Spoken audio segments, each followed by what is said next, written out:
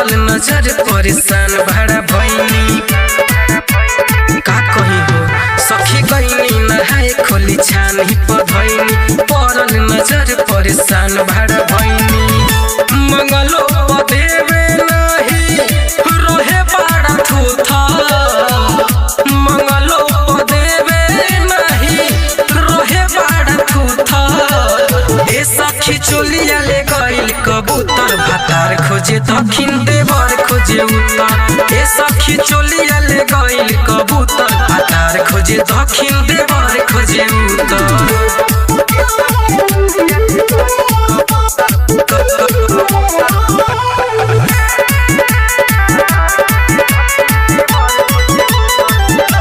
पहिले से ज्यादा ओकर बिगड़ल रहन बा कहता कि भौजी तोहर चोलिए पसंद बा बड़ी दुख बा हम कहनी बोलम के बोलाई के खोजे देवरों के भेजनी बुलाई के ढेरा दिन से धैले रहनी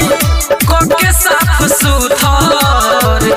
ढेरा दिन से धैले रहनी कोके साफ सुथर ए सखी चोलिया ले गइल कबूतर भातार खोजे दक्षिण देवर खोजे उत्तर ए सखी चोलिया ले गइल कबूतर भातार खोजे दक्षिण देवर खोजे उत्तर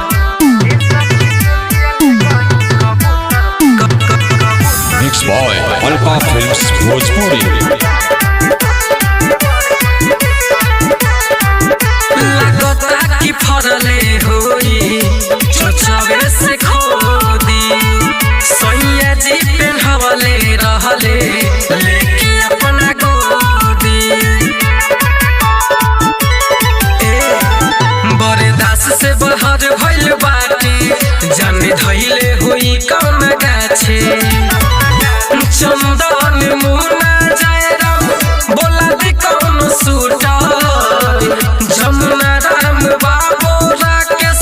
बोला दी कौन सूटर ए सखी चोलिया ले गइल कबूतर भातार खोजे दक्षिण देवर खोजे उत्तर ए सखी चोलिया ले गइल कबूतर भातार खोजे दक्षिण देवर खोजे उत्तर मंगलो पदेवे नहीं